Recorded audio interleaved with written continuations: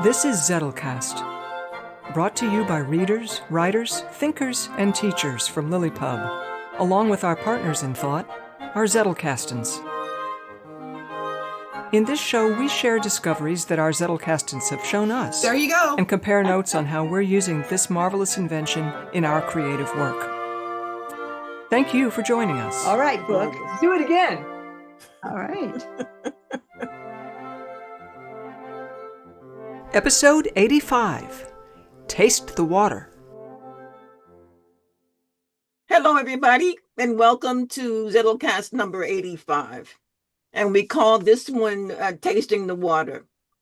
And the question is, well, there are two questions. And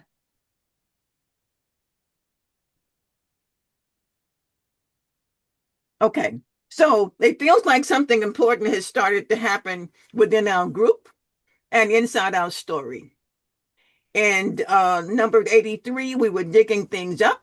In 84, and we started shaping some of that into scenes where some of our characters began meeting across author lines.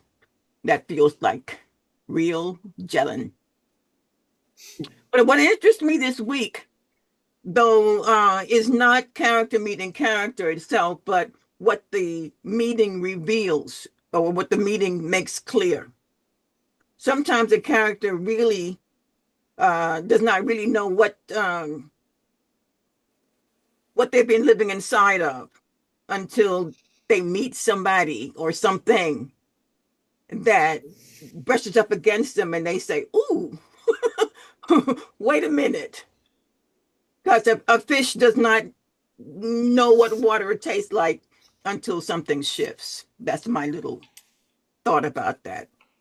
So for this week, I'd love for us to take a deeper look at that. Choose one interaction, maybe something that happened in the live show, maybe something from your notes, maybe something you imagine now between your character and another author's character, setting, object, rule, or story presence. Then write a 100 to 200 words showing what that encounter revealed about the water your character has been swimming in all along without fully seeing it. So, round one. What was your character taking for granted until this encounter made it visible? Who wants to go first? Wow. Okay. Everybody chime up at once. I'm always going. Okay. I'll jump in. Okay. Mine is not between author, but it's between the two characters that were very different and remote in my story until just recently. And that, of course, is Helen and Teresita. And when I was pondering this issue, I thought, well, you know, they're both pretty well aware of the water they're swimming in. You know, what really is this showing? But the more I thought about it and was puzzled over it, I learned something about Helen as a result of working on this exercise. Wow. Okay. And so what Helen is suddenly coming face to face with is why she's feeling this lack in her life of the kind of back and forth conversation and interaction that she loves. Her kids are growing up and she's getting to be an empty nester and she's feeling left out. Her husband has this gaming group that he does things with. Her kids are off doing things. She's tried so many different things to get herself a social group, and it hasn't worked out. Last week, I wrote a scene where she brought Teresita into the hinge, and she's saying, oh my gosh, I'm trying to give language therapy to a mute. And so was still very frustrated. Well, I ended up rewriting the central part, the thematic portion of this story, when I realized what's Helen's problem. And what Helen has only kind of just starting to get a glimpse of. She'll get it down pretty soon, but this encounter is giving her a glimpse of this reality. And the thing was, in their encounter, they meet an object in the hinge, and one of the effigies in the hinge, and its title is The Woman in the Red Dress, and it's the contrariety of the attention economy versus the curiosity economy.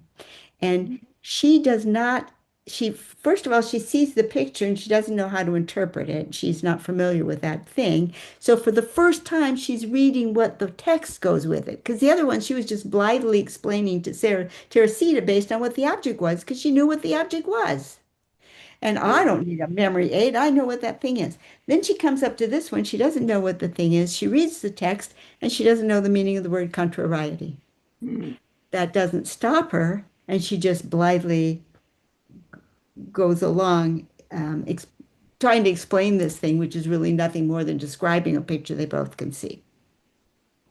So the twist and the thing that she's going to recognize is in that encounter, Teresita admits not knowing the meaning of the word economy.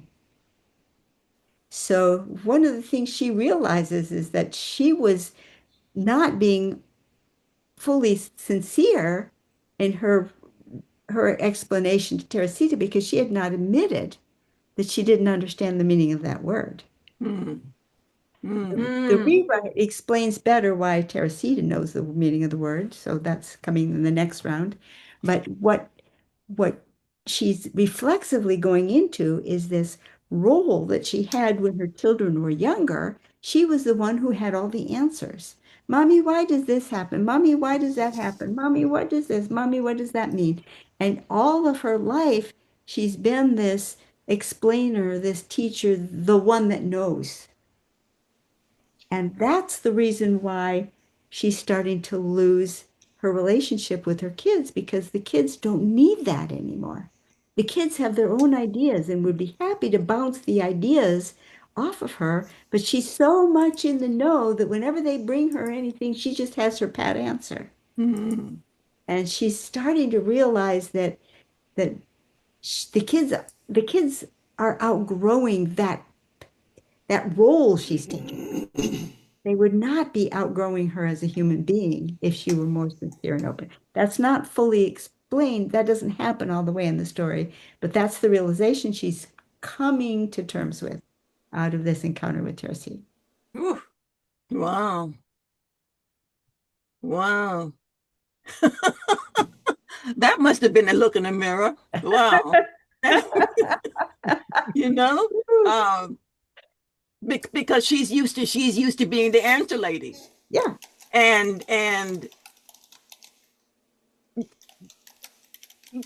the answer lady, you don't have conversations with the answer lady. You know, you just get answers, and that's it. And the other thing is, I'm seeing that. Now you tell me if I got this wrong, or right, or whatever. But the idea of the fact that she didn't really have a conversational relationship with back and forth when her house was filled with more people. She was just swimming in those waters. But those conversations weren't happening with her. She was just ears there. And she found that fulfilling. She liked that. Yeah. The variety of it. Did I get that right? You absolutely did. And even when it came to snack time, when it was just her and the other women in the kitchen, and she was still the answer later. Oh, how did you make these marvelous desserts? How did you do this? Oh, how did you construct that centerpiece? She was still the answer lady. And that's why I had trouble and have not yet written the scene where she's in their house and when she goes with Freddie to somebody else's house, because she's not the answer lady in their house. Yeah. Yeah, quite the look in the mirror. All right. Okay. Who would like to follow? Oh, guys, I come on. can go. Okay. Okay. Or Mel can go. Doesn't matter either way. You go and then I'll go. Yeah, I would like to go after Victoria. Oh, there we Okay. Okay, so we got the order now. Good. Okay. I wrote a continuation of the scene from last week where Javi has just gone through the main doors of the henge for the first time and has a bit of a panic attack when he sees the wall of buttons he must choose from and chooses something at random and ends up, are we reading stories if we wrote them, or are we just talking about Round two. round two is reading it? Can read. Is it? Can read. Yeah, if you want. Okay. Well, I guess I'll just read it because it wouldn't make sense to talk about it without reading it. So he's just stepped through the doors. This part of the henge was completely unfamiliar to Javi. He really hadn't spent much time exploring the public areas. He wandered through the effigies, glancing at the inscriptions, without comprehending them. There's more than one way to skin a cat. Why had he been blocked from the card scanning project? Building castles in the sky. Why did the link change the text on the cards after scanning? Why were the sub-basements so empty? A new lease on life. Why didn't anyone else seem to care? Wait, what? Javi backtracked to the last effigy. A new lease on life. He remembered that phrase from the cards that he had been able to read before they were taken away.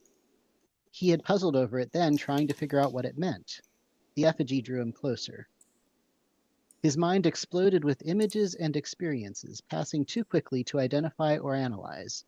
Most were unfamiliar, but he did recognize the hill into which the henge had been built, looking strange without the jumble of towers sprouting from it.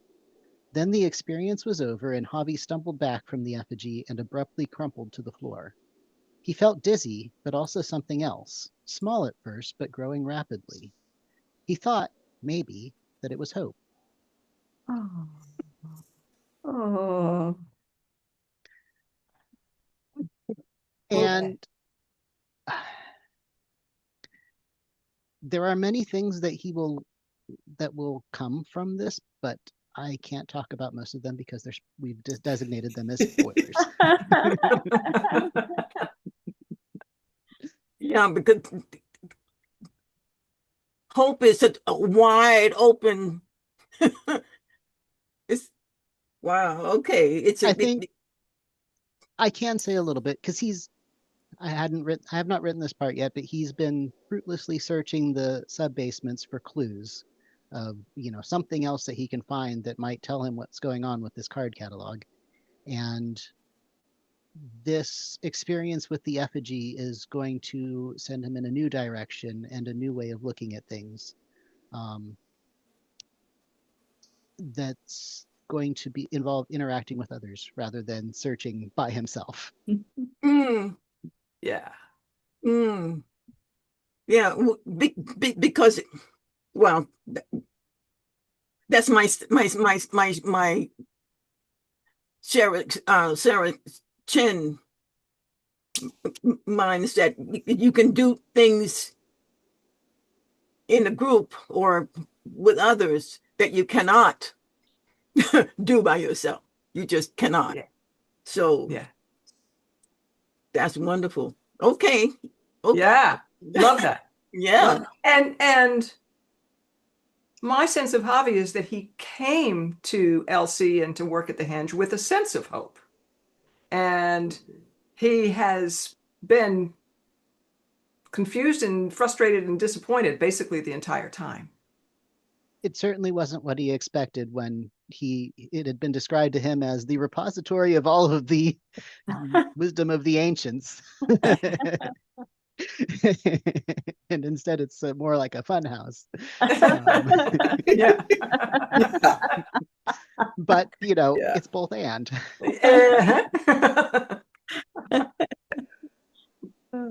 Nice. Hey, okay. I'm looking so forward to all of these things are so tantalizing. They are pullers. Yeah. Okay. Victoria, por favor. Okay, so this is a continuation of the piece I started 2 weeks ago and continued last week. And I can't say a whole lot, but we know that Margaret has had some kind of an event and that she's henge adjacent. She's in this place, which, we said it could be a hospital, it could be a home. She's in a place and she's trying to like come to terms in a fashion. So she has a connection with Millie that's extremely important. But because of her state, and this speaks to Deb's question, she's walled things off. So we know that she's kind of in this marooned state. And so the unraveling through flashbacks and how things proceed forward are the things that will anchor her in the story's arc. And I love that Julianne based her in resilience, which is perfect because we've seen so many aspects of how people are going to function as they move through this world. And I don't want to go into like anything that's super dark necessarily, or like not a down arc, but she's come through something. And so I think unpacking that in the context of resilience and what it means for the people around her is just going to be really cool. So the thing that she took for granted is that she was broken or guilty, like she's put herself in this place. And it's something that she wouldn't release herself from, but she will accept it from somebody else. So I think that's all I want to say, but I'm going to go ahead and read what goes with it, or it kind of won't make as much sense. So the working title for this is Forgiveness, just so I could find it again. The messenger and the message clicked into place like kernels blooming into popped corn. Marg's thought about starting the latter. I am Margaret, but felt a full body stop. She let her attention sit with her breath and allowed her thoughts to tumble around the pasture of her mind. She knew if she waited long enough, anxiety or grief or shame would get some proper footing and trigger the sequence that reined her in. Millie. She let the name chuff and snort at the edges of her dread, which oddly didn't begin circling as it usually did. The darkness simply skirted the edges of her slow reasoning, waiting. Millie. She whispered the name as a talisman against the endless penance. She held it as the key to her purgatory. The message meant she was the last left standing. Prison was no longer a refuge. Exile held no pardon. The reins that she had so tightly bound to herself no longer served. Like a rider choosing to trust a worthy steed and letting the tethers loose, Millie had given Margaret her head. Don't look down. Don't look back. It was time to run. It was time to run. Okay. But she had a clear direction. She knew what the next step was. Okay. Message received. Mhm. Yeah. Okay. Wow. Wow. These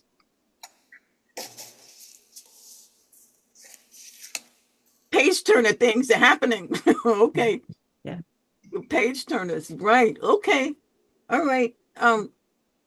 Julianne. Yeah. So my story that I'm going to read is not directly connected to that, but a lot of the time during this time we were working on this assignment, I was working out what Victoria alluded to. I had a bolt of inspiration about Millie and Margaret. Oh. And I got out my Excel and I created a timeline in which, because as I started to try to write it out for Victoria, I realized, we need a picture. Yeah, which was perfect. And yeah, so the resilience theme I was already seeing for events around Millie.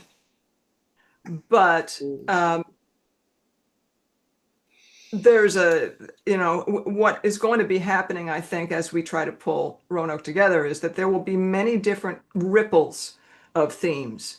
And resilience is going to be seen at a lot of different ones. And her story from last week just triggered a way in which Margaret plays an important role. So I did that. And it was great. And it also sent me in a lot of other directions. And so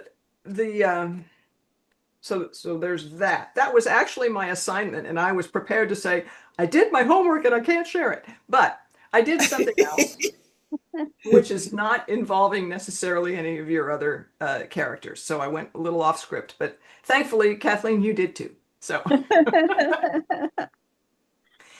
And so the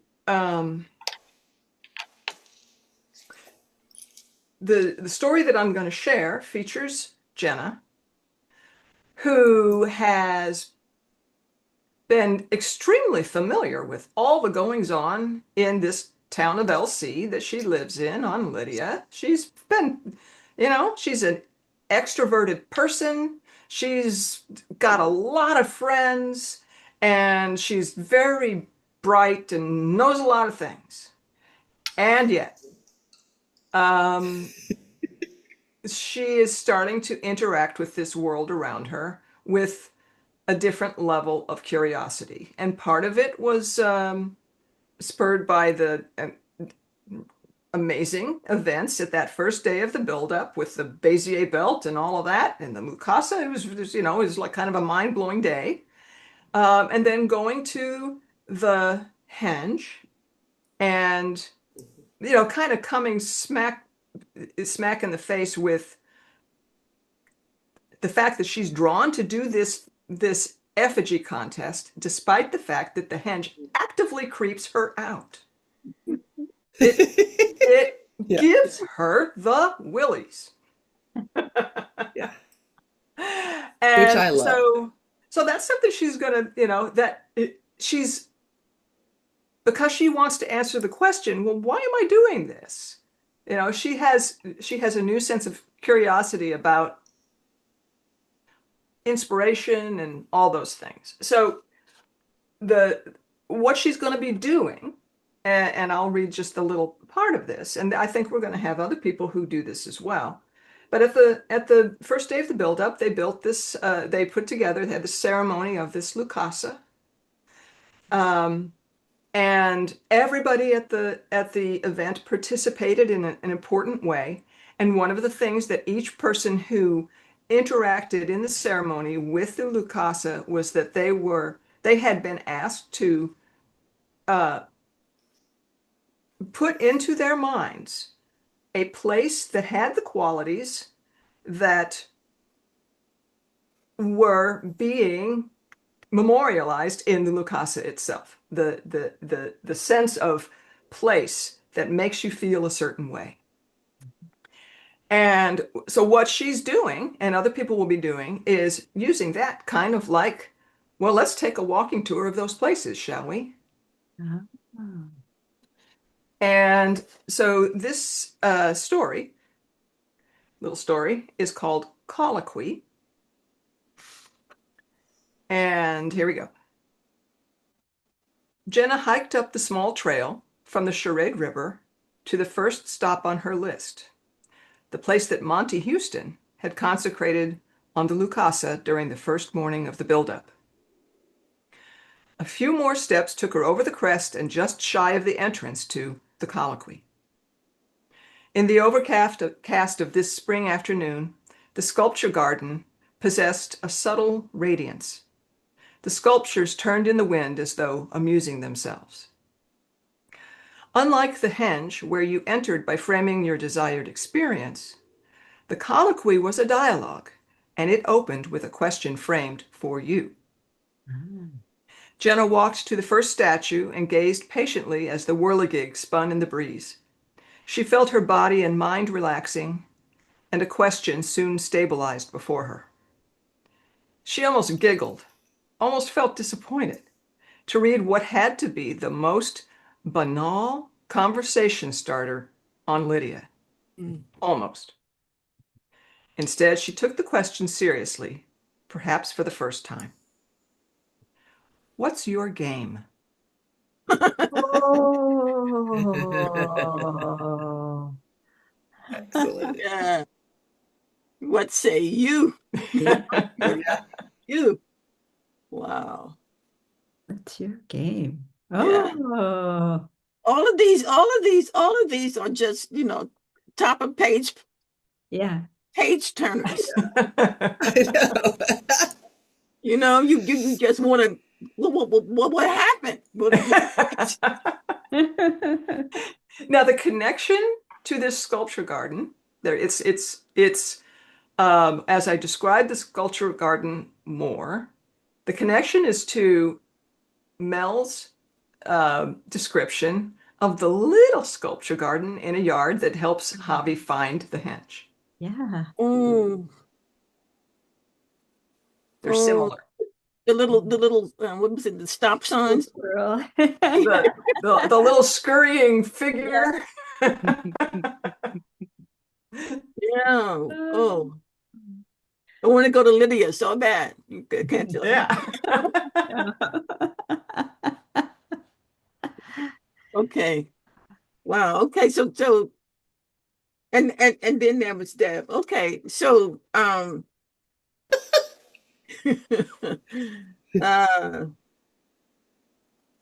what was your character taking for granted before this encounter? Well,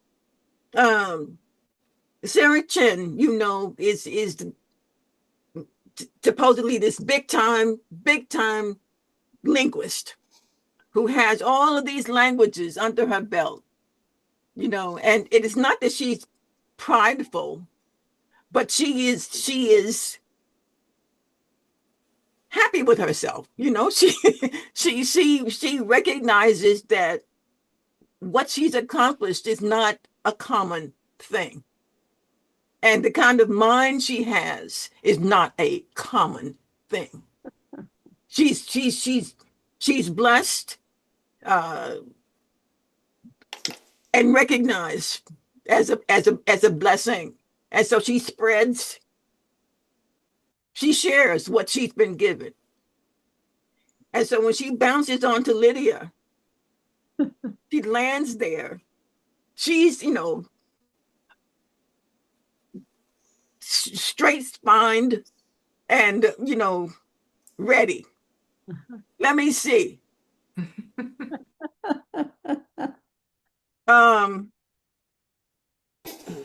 What Sara Chen has taken for granted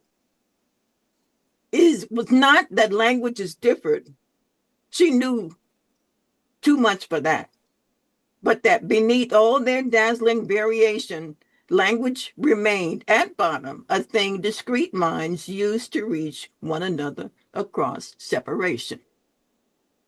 No matter how many tongues you mastered, how differently they sounded, structured memory, or arranged reality, she still assumed a recognizable underlying shape. A speaker, a hearer, a message, a system that could be studied, mapped, and eventually held with sufficient depth by one disciplined intelligence. She also assumed something similar about the language Lucasa. It was magnificent, yes. expansive, yes. But she believed humanity, and especially someone like herself, had already drawn near to its true range. There might still be refinements, applications, subtleties, but not a wholesale undiscovered mode. Lydia broke both those assumptions at once. Their language was not merely sent from one mind to another. It was inhabited, entered, and sustained collectively. Meaning didn't travel neatly point to point as much as arise through shared resonance, relation, simultaneity, and pattern co-presence. The old singular model was not entirely a miss, but it was startlingly incomplete. And the Lucasa in Lydian hands revealed capacities humanity had never so much as thought to ask it. It had not been exhausted by human mastery. It had barely been approached on its own terms. That was the deeper humiliation. What Sara had taken for mastery was real, but it was bounded. She had not mistaken ignorance for knowledge. She had mistaken one richly developed human frame for the whole of what language and the Lucasa could be.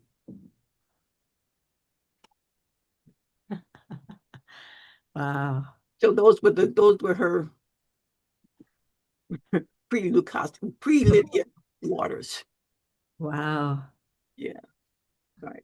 What happens to language when it is shared across minds simultaneously?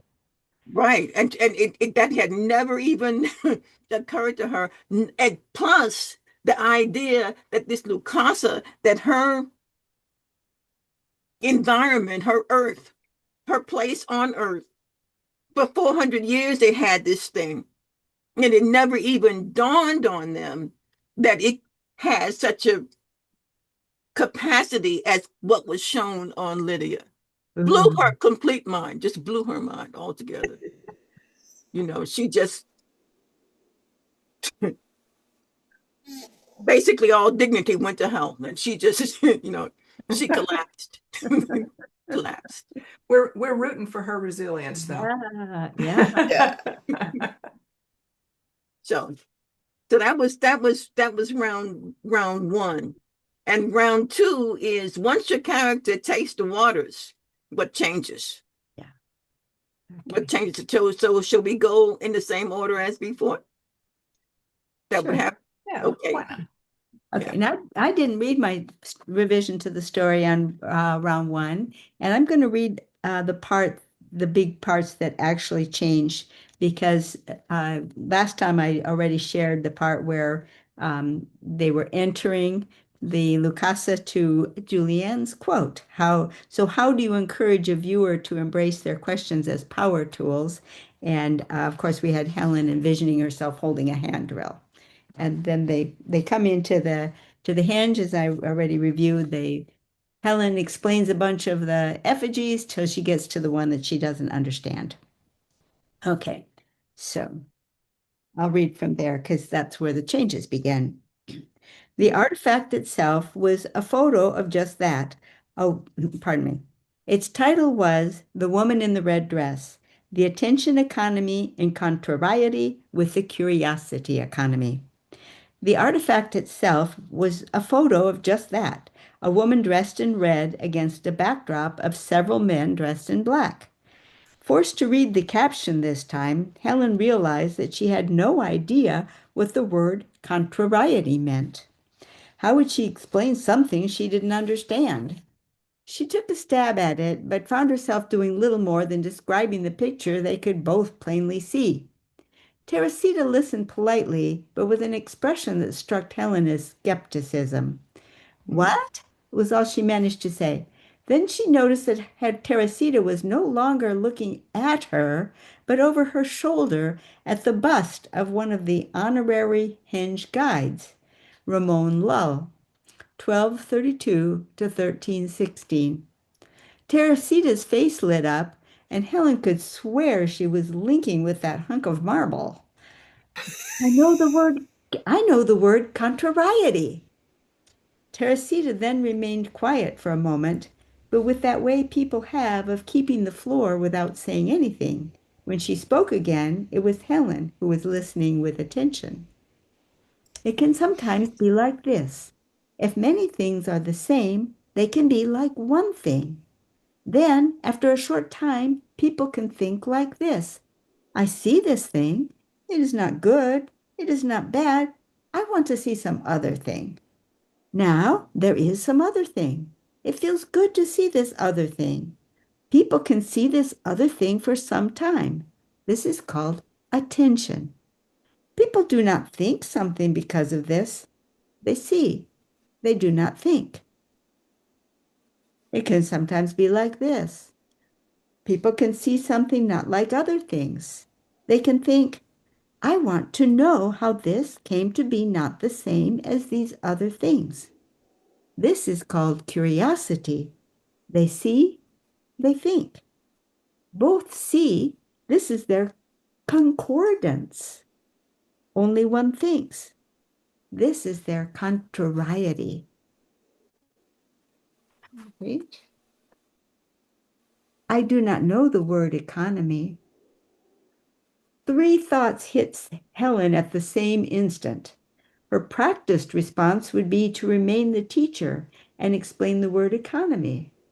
Her embarrassed response would never be spoken. That Teresita could admit not knowing economy, but she could not admit not knowing contrariety. But it was her fun response that popped right out of her mouth. Her joy at now understanding the meaning of contrariety took control. I get it, Helen exclaimed. Teresita's face lit up in return. It's like one is stimulating and the other is mind-numbing. Mind-numbing? How am I going to explain not mind-numbing? That will be a bear. But as her brain started working on the challenge, Helen suddenly realized that she felt overjoyed. She could see that she had her work cut out for her, but this was what she had longed for, that marvelous back and forth communication filled with the potential for surprise. Then she had a real chuckle. She flashed back to the image of that power tool, that drill she had pictured herself holding as they entered the henge.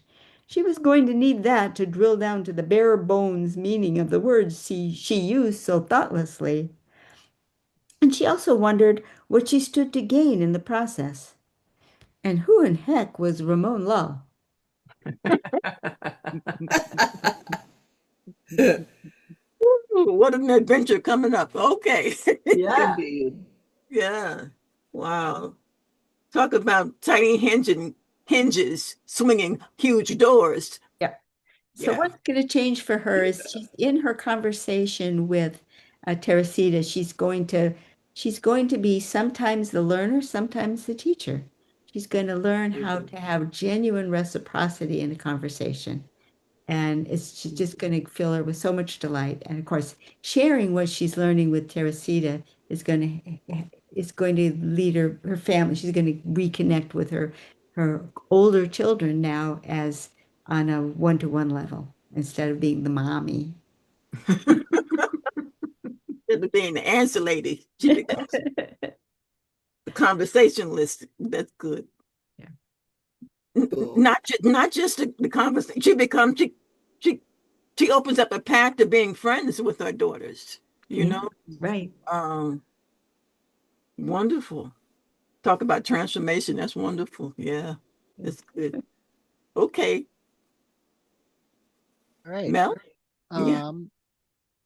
Of the things that I can talk about, one thing that's going to change for Javi is that this experience of putting himself into the henge's hands basically by just picking something at random and then getting an answer that was relevant to him he's going to start experimenting with working with the henge rather than around it. And this will eventually lead to other experimentations and Absolutely. experiences. Yeah, but that's wonderful. Now he's going to be using the hinge as a tool, as an exploration tool. That's okay. Waiting for Javi to see what he discovers. Absolutely. Okay. Victoria? I don't know that I have anything to add other than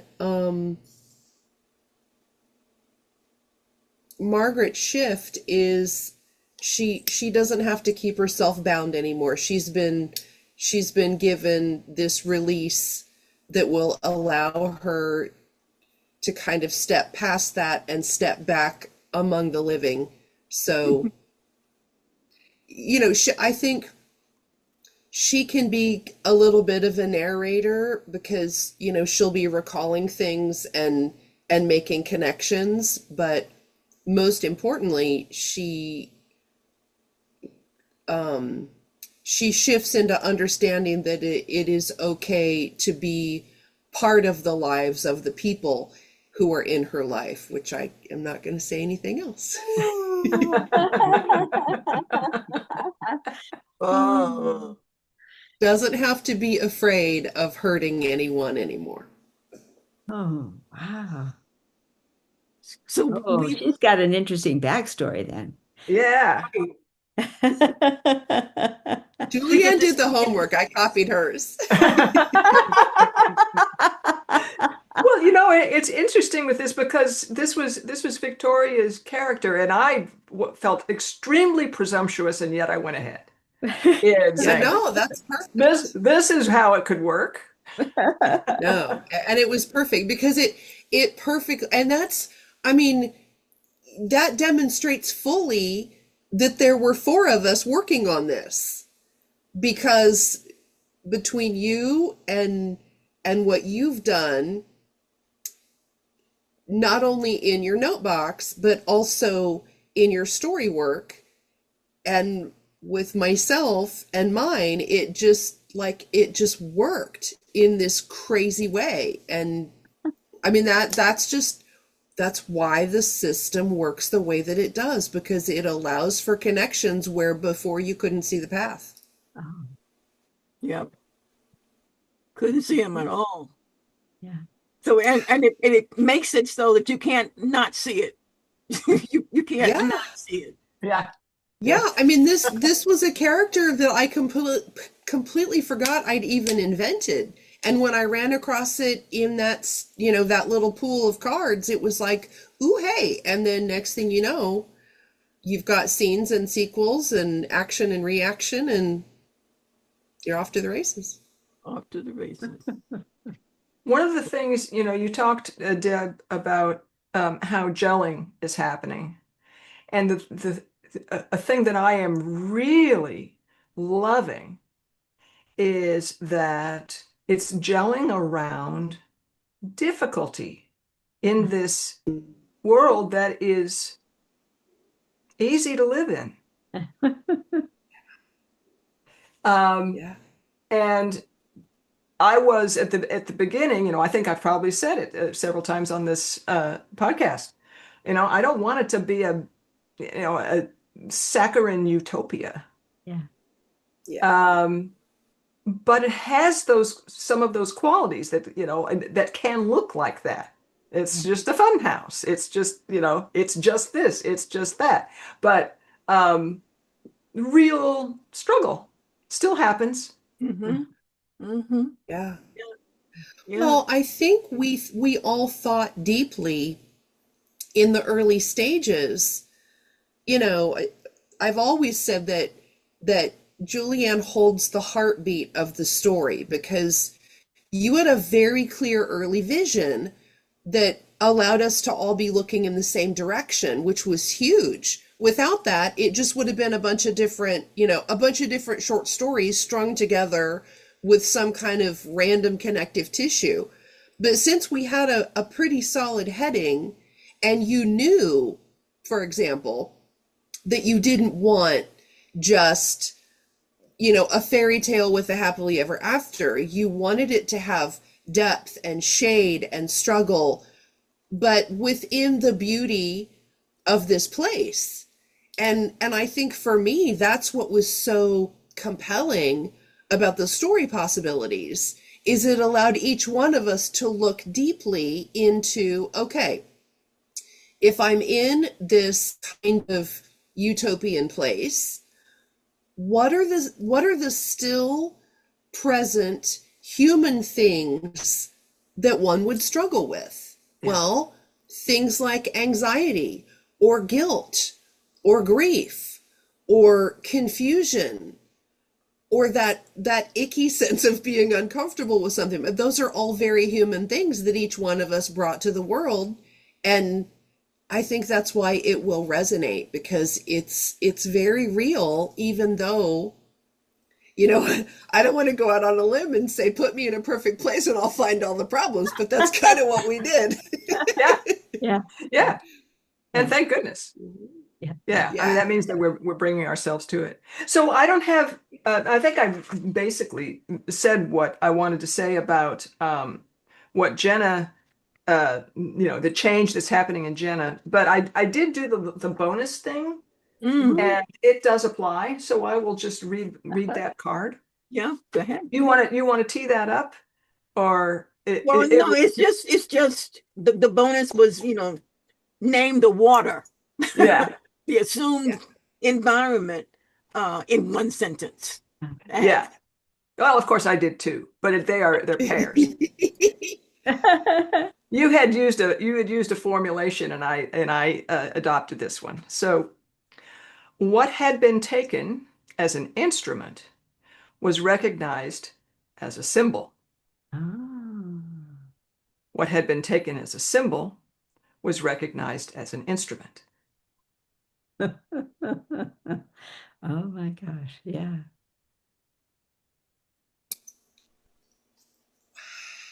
Wow, Julianne. Hiding in plain sight again. Wow. Okay. Because that's it. I can imagine myself as reader, coming to that and thinking, oh, nugget. let me savor. Let me switch this around in my, mental tongue, just to play with it for a little while, sit with it, go for a walk with it, kind of thing. This is yeah, I mean, we can pull this, and this is super grist for the reader's mill, so that's outstanding. So let me wow, we were talking about bonus two. I'm not bonus two, but round two. And I have, let's see, everybody do round two? Right. Yeah, it's your turn. Okay. So, all right. So once your character tastes that water, what changes? And what changes for Sara is not that she suddenly decides singular intelligence is useless. Lydia does not make her despise the disciplined individual mind, especially not a mind like hers, trained by years of study, pattern recognition, memory work, and love of language. She still believes one mind can perceive real things, hear true structures, arrive at meaningful insight. What Lydia breaks is her faith in that mind's sufficiency. Before Lydia, Sara assumed that however profound the language or system might be, a brilliant and disciplined learner could eventually map it well enough to hold its truth with dignity. Not perfectly, perhaps, but adequately. Lydia reveals a harder possibility that some realities are so relational, so communal, and emergent that one mind can apprehend them truly and still not apprehend them wholly. Partial understanding remains real, but it is no longer mistaken for full understanding. That realization changes Sara's posture before it changes her theories. She listens longer. She names things later. She grows slower to trust frameworks that depend on isolating a speaker, a meaning, or a system into singular terms. She becomes more willing to let truth remain larger than her current grasp of it. At the same time, she becomes more careful. Lydia has taught her that revelation is not only enlarging, but destabilizing. As a teacher, she's changed too. Tongues can no longer be only a place where students master language. It must also become a place where they learn to recognize the limits of mastery, the reality of relation, and the humility required when a whole exceeds the mind that first begins to see it. Mm. Oh, oh my gosh. Oh, this, yeah. Yeah. So she I have a cousin who I had the seen for a long time, decades. And we were all in Chicago together. And then we had to go to this event. And so we all went back to our hotels and whatever. And we came back to the central house and to attend the event together. And what she said was, "Oh, you clean up pretty good." So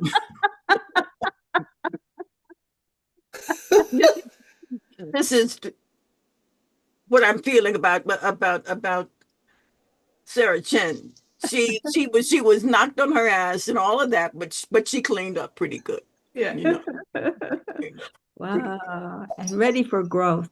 Yeah. That's the amazing thing. She took it and didn't then adopt any kind of defensiveness. She let it open her up to Yep. the possibilities, even knowing that some of the teenagers around Lydia were way beyond her in some aspects.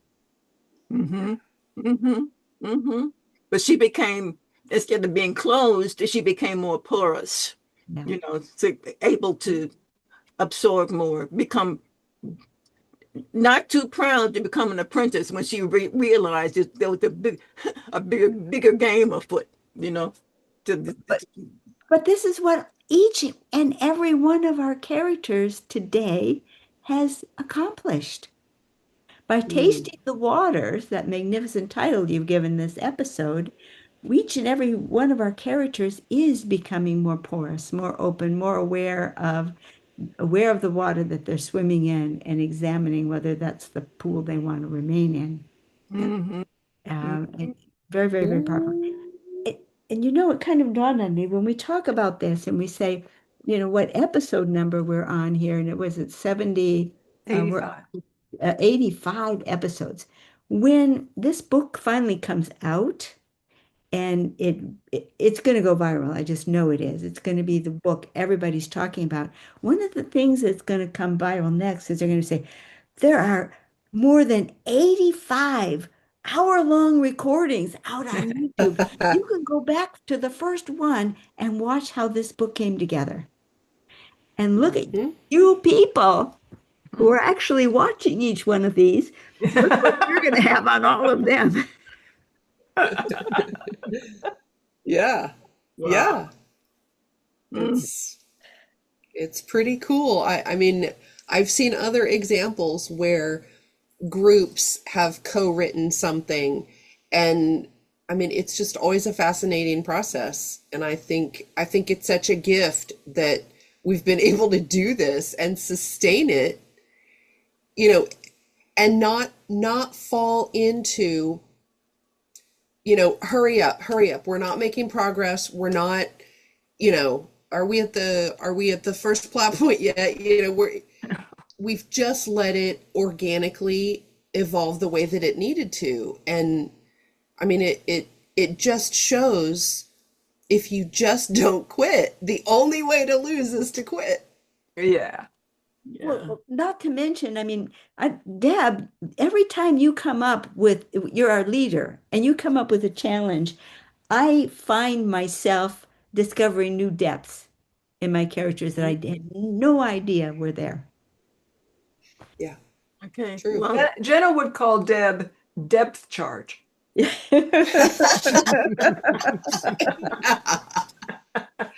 awesome. That's awesome. yeah, you dance with the English language, Julianne. You dance with it. That's wonderful. Yeah. That's wonderful. Okay, let me ask. So Julianne shared her bonus. And the bonus was name the water your character was swimming in one sentence. Anybody else? Well, mine we already covered. Helen was the answer lady. The answer lady. Yes. That's what she thought until she had a chance to look in the mirror. Okay. Yeah. Right. Okay. And so Mel? I cannot summarize it without spoilers, I don't think. Oh, okay. Okay. Victoria, then? I kind of said, she had essentially jailed herself and thought that it was justified and right, and wouldn't allow herself to consider that maybe it wasn't until she received the message, and it kind of knocked her upside the noggin, and she realized, I might not be able to do this for myself, but this message tells me I'm done, and it's okay. Yeah. You do not have to live in hell, lady. Okay. Yeah. Okay. All right. And so, but I think it speaks to that thing that, and I don't know, it's something that as I wrote my book, I learned. I always knew it about myself, but as I left a career and transitioned into being a full-time author, it's something that it really gelled, to use your word, which is I will go way far above and beyond for someone else more than for myself. And once I really owned that and understood that that's that is at my base 100%. Once you learn things about yourself like that, then you learn to harness them and they become a superpower. But you have to be willing to do the work and really be honest about what drives you. And I think that's one reason why this character kind of came together in my head. You know, you figure out what is going to drive this person and how is that going to play out, and then you start playing with the options and looking at the note cards, and then you get traction. So yeah and you get traction. Yeah.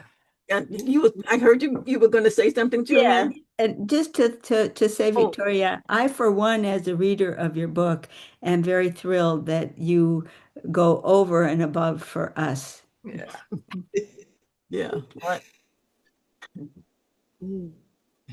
I think everybody Happy is. to. You know, we're grateful, Yeah. grateful students. Yeah. You know, happy to be at this table. You know, very happy to be at this table. Okay, so mine is Sarah's water was the belief that singular mastery, given enough rigor, could eventually reach the whole. But on Lydia, and I didn't even follow my own rules, right? Because it follows with.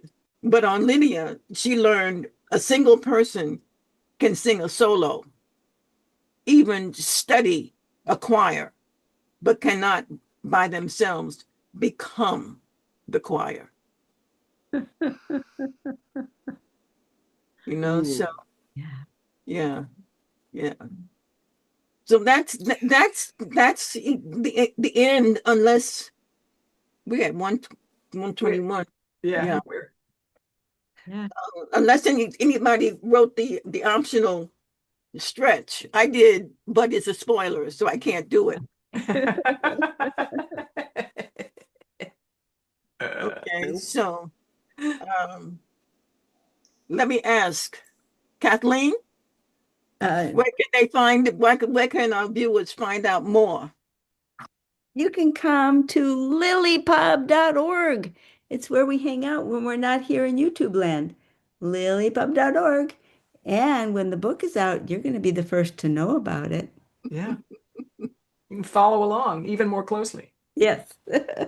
In Roanoke, our whole Yeah. group. Yep. Yeah. Okay.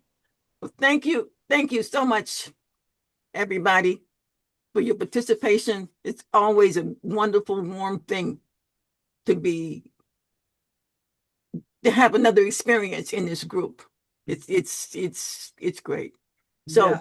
Love Mondays. yeah. So next Monday. Yeah, we will miss you. Yeah. Yeah. Next Oh, Monday. No, next Monday I'll be, but Oh, you'll be next, back. Okay. yeah, I'll be back. Cool. I'll be back on Monday. I think I'll be back early enough to, I don't know. We'll see. We have to play it by ear, but I'm gonna try. Okay. My daughter's graduation, in case any listener is wondering. My daughter graduates on Saturday from law school, so yeah. gotta be there to witness. Yeah. Yeah. Okay. Awesome. Bye, everybody. Bye, everybody. Bye-bye.